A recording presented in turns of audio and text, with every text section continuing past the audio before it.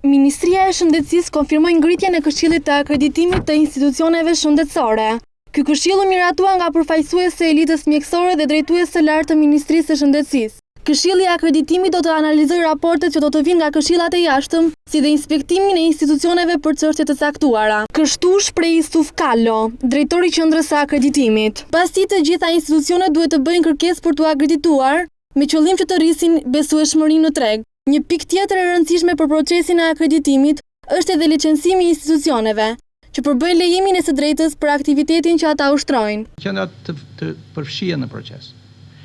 Hapi parë i tyre do jetë që ato do njihen me standardet dhe do t'i vetë vlerësojnë standardet. Dhe pasi t'i kenë vlerësuar, do identifikojnë kush janë drejtimet në të cilët ata kanë boshllëqe.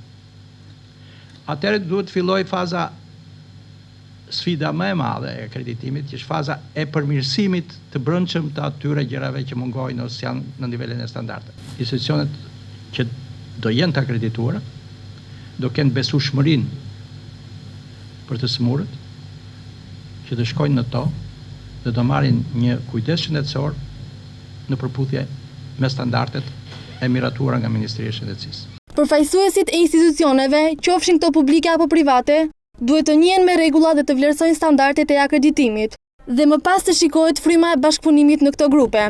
Janë interesuar pranë drejtorisë së qendrës së akreditimit një sër institucionesh, por më të interesuarat janë ato të sektorit privat. Gjithashtu akreditimi ka edhe një kostë që do të përballohet nga vetë drejtuesit e institucioneve.